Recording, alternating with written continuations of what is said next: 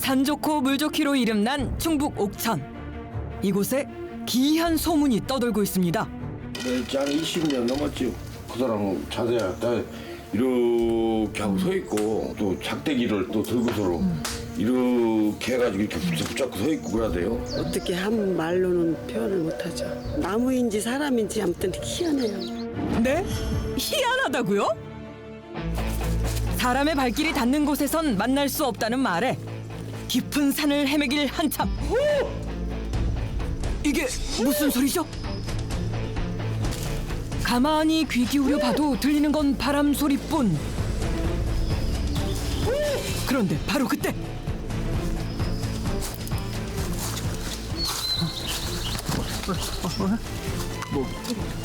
지금 사람 있죠?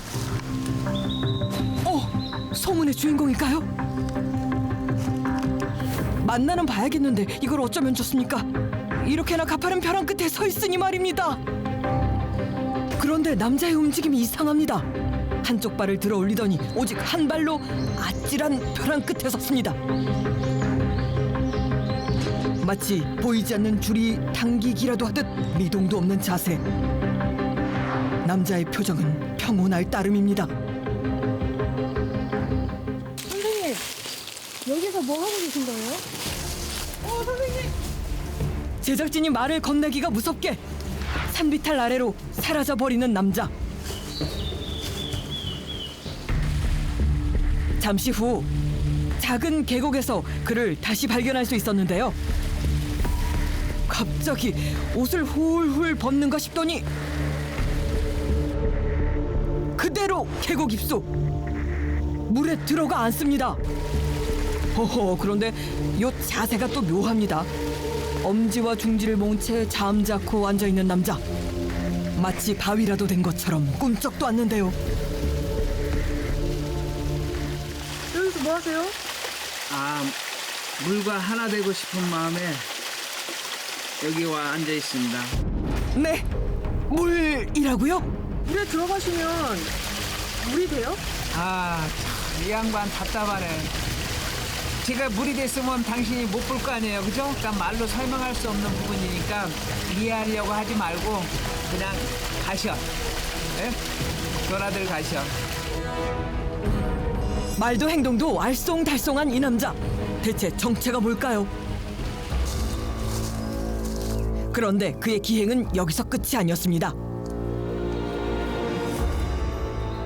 한 걸음, 두 걸음, 세 걸음, 그리고 합장. 마치 삼보일배라도 하듯 어딘가로 향하는가 싶더니 급기야 울음까지 터뜨리고 마는데요. 제가 잘못했습니다. 제가 잘못했습니다. 하염없이 흐르는 눈물. 깊은 산중에 묻어둔 이 남자의 사연은 무엇일까? 지금부터 밝혀봅니다. 물감을 풀어놓은 듯 실록으로 가득한 산중에서 다시 남자를 만났습니다. 그런데 어째 걸음걸이가 좀 어색하다 했더니 맨발로, 그것도 기이한 걸음새로 나타난 것입니다. 뒤꿈치를 든 까치발로 걷기에는 적당치 않아 보이는 곳인데 말입니다. 쉬지 않고 계속되는 까치발 산행. 아예 발가락만으로 걸으려는 듯 뒤꿈치가 내려오질 않는데요. 선생님, 예. 아니 왜 발끝으로 걷고 계세요? 발끝으로 걸어보니까 소화도 잘 되고 다리에 힘도 붙고 그렇습니다. 이거 안 힘드세요? 그래도 이제 자주 하다 보니까 한 두세 시간은 까치발로 이렇게 다니고 있습니다. 등산화를 신어도 힘들기만 한 산비탈을 남자는 맨발로, 그것도 뾰족하게 발끝을 세운 채 몇 번이고 오르내리길 멈추지 않습니다. 슬슬 남자의 발이 걱정스럽던 그때 남자가 갑자기 땅을 파기 시작합니다. 뭔가 채취하려는 걸까? 계속 흙을 파내기만 하는데요. 대체 뭘 하려는 걸까요? 그런데 이게 웬일입니까? 직접 한 구덩이에 들어가더니 발과 다리를 흙이며 낙엽으로 덮어버리는 남자. 그리고는 기묘한 자세까지 잡는데요. 땅에 박히기라도 한 듯 움직일 생각을 안 씁니다. 선생님, 왜 발을 땅에 묻고 계세요? 나무가 되려 합니다. 아니, 이번엔 나무가 된다고요? 팔은 나무의 가지와 같고 몸은 나무의 기둥과 같고 다리는 나무의 뿌리와 같다. 그렇게 한참을 나무가 된 듯 서 있는 남자. 그는 왜 스스로 뿌리 박힌 나무가 되기를 고집하는 걸까요? 충전하고 있습니다. 나무가 되어 충전을 한다. 아니, 뭘 충전하세요? 우리가 목이 마르면 물을 먹듯이 몸속에 기운이 떨어지고 힘이 없다 싶을 때 자세를 통해서 그 충전을 하는 겁니다. 충전을 완료한 걸까? 어디론가 향하는 남자. 여기가 목적지인 모양인데요. 여긴 어디예요? 여긴 제가 자연과 하나 되기 위해서 잠시 머물며 수련하는 곳입니다. 울창한 숲이 사방을 휘두른 아늑한 공간에 자리한 남자의 집. 산속에선 보기 힘든 2층 집인데요. 놀랍게도 누구의 손도 빌리지 않고 하나하나 손수지어 올렸다고 하네요. 모두 여기서 쓴 모든 것들은 재롱으로 다 활용을 했습니다. 이것도 원래는 창문 틀인데 이렇게 보관해왔던 것이 산에 오니까 또 유용하게 쓰네요. 조금은 어설픈 솜씨로 완성된 남자의 집. 하지만 쓸모를 잃고 버려졌던 가구와 자재들이 제자리를 찾은 듯 톡톡히 제 몫을 해주고 있답니다.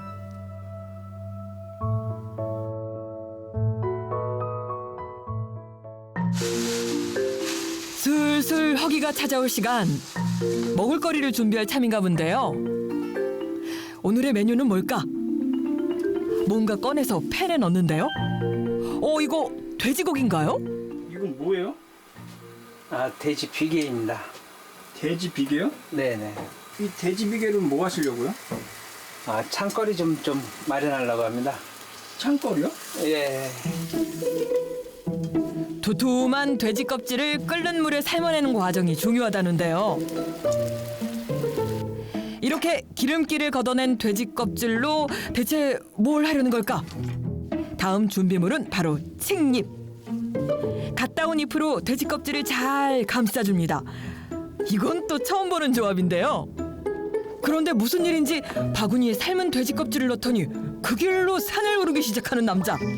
대체 어떤 찬거리기에 이리도 복잡한 걸까? 한참을 걸어 남자가 도착한 곳은 바로 계곡. 산에서는 요리를 할 수 없을 텐데 이 계곡에 대체 뭘 할 생각일까요? 그런데 삶은 돼지 껍질을 그대로 물속에 넣는 남자. 아니, 창거리를 준비한다더니 이게 무슨 황당한 일이랍니까? 아무런 말도 없이 계곡물만 주시하고 있는데요. 지금 뭐 하신 거예요? 돼지 비계로 가재를 잡으려고 합니다. 삶은 돼지 껍질로 가재를요? 가재가 바위 틈에 숨어 있다가 냄새를 맡고선 이제 그 돼지 비계를 먹기 위해서 이제 집게발을 이용해서 이렇게 살짝 잡거든요. 살짝 잡아당기면 이놈들이 이걸 놓지 않고 같이 따라 나올 때 얼렁 잡으면 됩니다. 삶은 돼지 껍질이 미끼이자 낚시 도구라는 거군요. 맛있는 가재 반찬을 먹을 수 있는 걸까? 부푼 가슴으로 기다려보는데요. 어째 가재는커녕 송사리 한 마리 보이지 않습니다. 장소를 조금 이동해야 되나? 얘들이 냄새가 조금 더 깊은 데다 놔볼까? 바위 아래 깊숙한 곳으로 미끼를 옮기는 남자. 아무리 낚시가 기다림의 예술이라지만 이쯤 되면 인내심이 바닥날 만도 합니다. 너무 삶았나 봐. 아까 진기가 다 빠져서 냄새가 좀 덜 나서 그런가. 좀 냄새가 나는데 부족하게. 날이 가물어서 물이 없어서 그런가. 근데 가지들이 금방 안 나오네요. 산이 허락하지 않는 것을 억지로 구하지 않는 것이 산중 생활의 예의. 남자는 산이 허락한 오늘의 먹거리를 찾아 더 깊은 숲으로 향합니다. 그런데 남자의 지팡이가 바빠집니다. 바닥 이곳저곳을 헤치며 길을 가는데요. 여기다. 뺍니다. 조심하십시오. 여기 있잖아. 여기다. 오, 세상에 뱀이 있었군요. 나뭇잎과 똑같은 색으로 위장하고 길목을 지키고 있었는데요. 얼마나 빠른지 눈을 믿을 수 없을 정도입니다. 낙엽 속에 들어갔으니까 우리가 이제 비켜서 가면 될 거예요. 일로 들어갔으니까. 여기 저 움직이잖아. 괜찮아. 글로 안 가니까 이쪽이 비켜서 오면 되니까. 요새 뱀이 막 활동할 시기라 이 낙엽하고 또 색깔이 비슷해요. 그러니까 조심하셔서 천천히 따라오세요. 뱀과 사람 서로가 무사하기 위해 늘 조심하며 산을 오른다는 남자. 아이고 이제 지구경을 하네. 응? 눈이 이제 떠지는가. 이제 취나무를 봐요. 아, 취해요? 예, 이파리 연한 거 몇 개 뜯어가서 가야겠네. 여기는 좀 덜어 있나. 가재를 대신할 찬거리는 바로 취. 딱 먹을 만큼만 채취하는 게 원칙입니다. 자, 또 내려갑시다. 오늘의 메뉴는 바로 산이 정해준 거나 다름없네요. 산에 오면 뭐 별거 없어요. 이렇게 부침개 하나 먹고 뭐 된장국 먹고 가면 최고죠. 뭐. 넉넉하게 구워낸 부침개로 오늘 저녁을 때울 참인데요.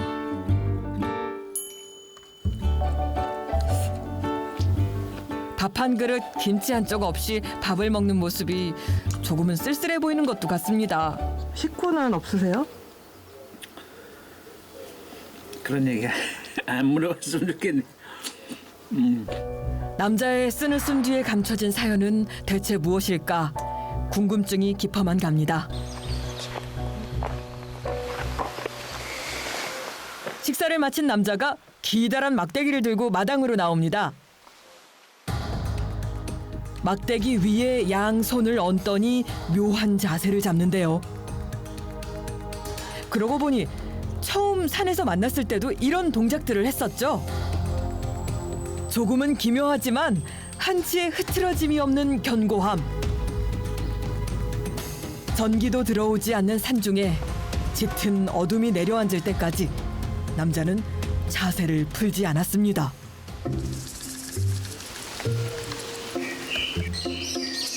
밤부터 내린 비로 촉촉한 여름의 아침.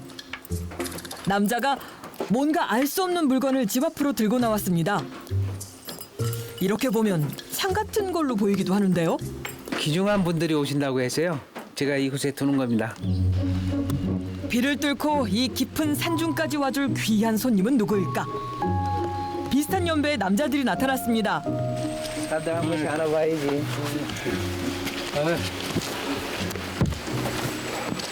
이분들은 누구세요? 아, 사제들입니다. 한 분은 제주도에서 오고 한 분은 서울서 왔는데 그런데 어딘가를 향해 합장을 합니다. 아까 세워둔 창을 향해 예를 갖추는군요. 이번엔 또 무슨 일일까? 남자와 사제들이 양말을 벗기 시작합니다. 저희 집에 오면 의례적으로 꼭 해야 될 일이 있습니다. 자, 나와. 비가 오는 마당으로 나서는 한 사제. 대체 뭘 하려는 걸까요? 마치 무예를 펼쳐 보이듯 부채를 들고 여러 가지 동작을 시전하는데요. 사제를 보는 남자의 눈빛이 매섭습니다.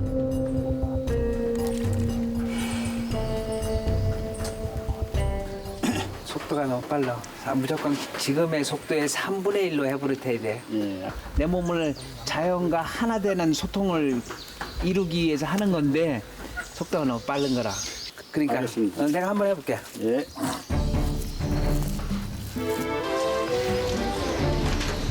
늘 기이한 자세로 멈춰있던 모습과는 달리 물 흐르듯 유려한 동작을 선보이는 남자.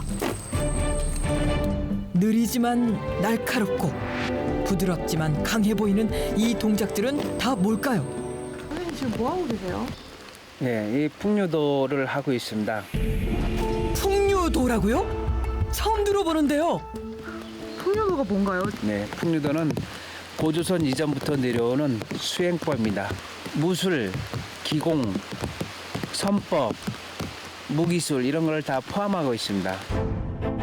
풍류도에 대한 기록은 삼국사기에서도 찾아볼 수 있는데요. 최치원도 연마한 것으로 알려진 풍류도는 삼국시대 이전부터 전해져 내려온 수행법이라고 합니다.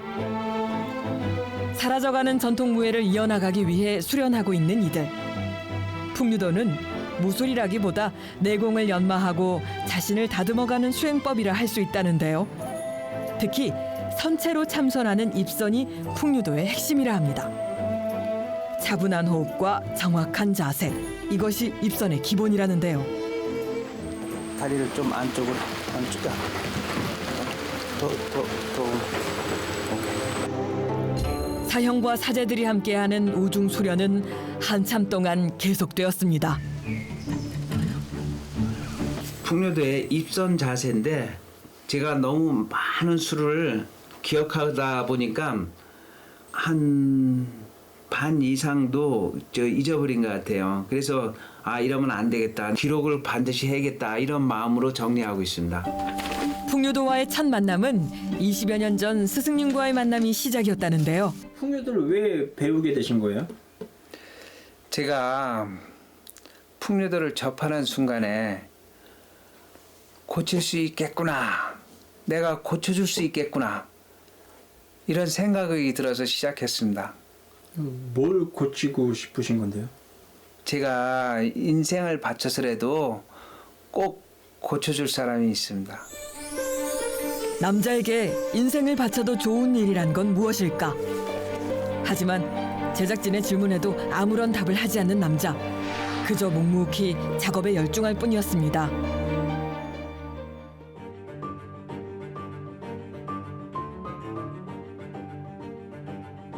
오늘도 어김없이 산을 찾은 남자. 무성한 수풀과 거친 바위를 헤치고 도착한 곳은 가파른 벼랑이 있는 곳이었습니다.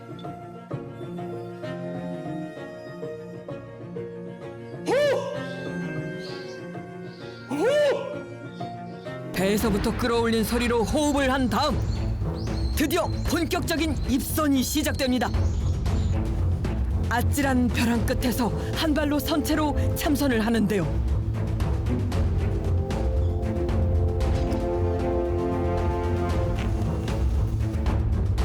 이토록 위험천만한 벼랑 끝에서 참선을 하는 까닭은 뭘까요? 마음을 흐트러뜨리지 않고 잡생각이 나지 않기 때문에 초긴장 상태가 어느 상태에서 이완이 되는 순간에 몸의 기운이 소통되는 것을 느끼기 때문에 이런 장소를 택하게 됐어요.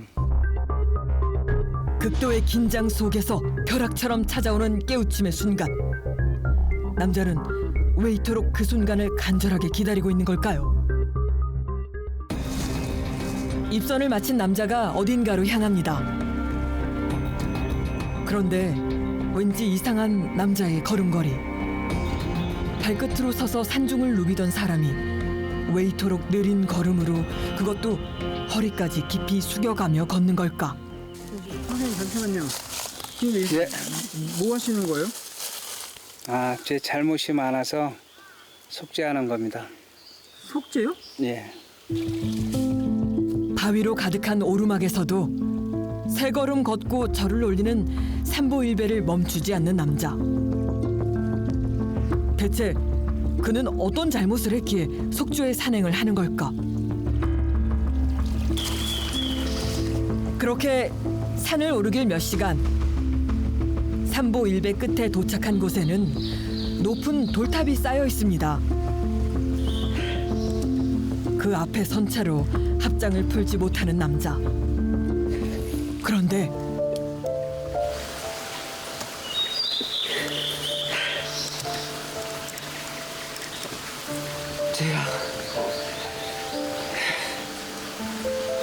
제가 잘못했습니다. 제가 잘못했습니다. 제가 잘못했습니다. 오열을 하듯 절절한 뉘우침. 제가 잘못했습니다. 제가 잘못했습니다. 제가 잘못했습니다. 엎드린 채 울음을 멈추지 못하는 남자.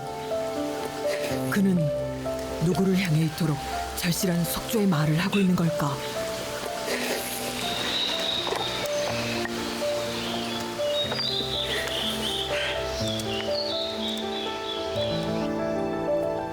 남자의 속마음을 들어보고 싶은 순간입니다.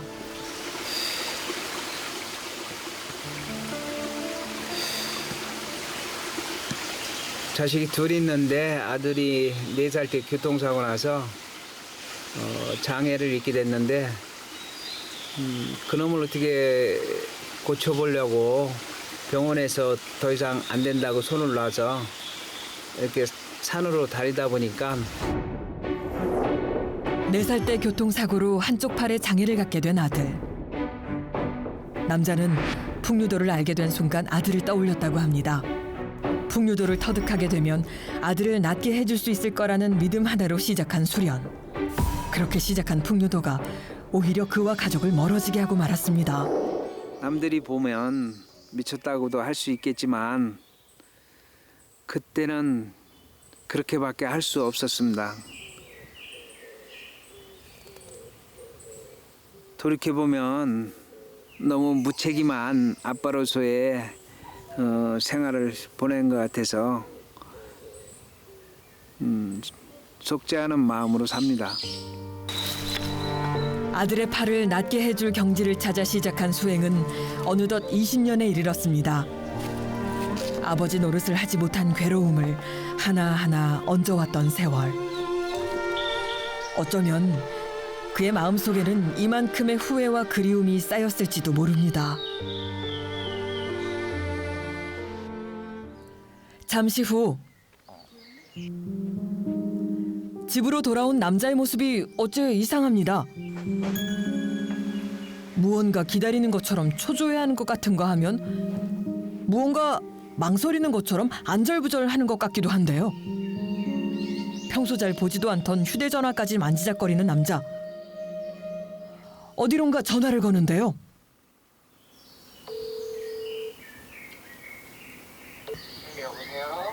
한영이냐? 예. 아빠야, 전화 괜찮니? 아니야, 좀 일하고 있어서. 그래? 무슨 일이세요? 아니, 급한 건 아닌데 잠깐 할 얘기가 있어서인데 뭐 잠시 괜찮아? 아, 예. 아들에게 무슨 말을 하려는 걸까? 선뜻 말을 꺼내지 못하는데요. 미안하다. 너희들한테 좀 지금에 와서 생각해 보니까 많이 좀 미안하다. 예. 어, 그래. 들어가라.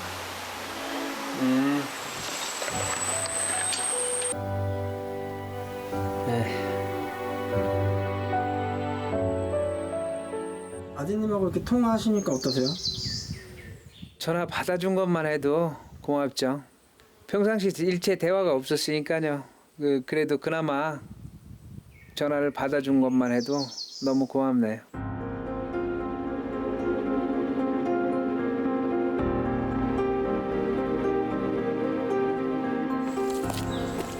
오늘도 남자는 산으로 향합니다. 여느 때와 같지만 미안함을 털어놓은 그의 마음은 조금 다를지도 모릅니다. 최선을 다해서 하루하루 자연과 함께하면서 나무도 대보고 돌도 대보고 또 물도 대보고 바람도 대보고 이와 같은 것들을 몸에 조금이나마 합일되는 순간을 느낀다면 저는 그 즉시 내려갈 겁니다. 욕심인진 몰라도 그날이 곧 올 것 같은 생각이 들어요. 자신만이 가닿을 수 있는 경지를 찾아 헤맨 지난 20년. 고독했던 그 여정을 끝내고 바람처럼 구름처럼 자유롭게 살아가길 바랍니다.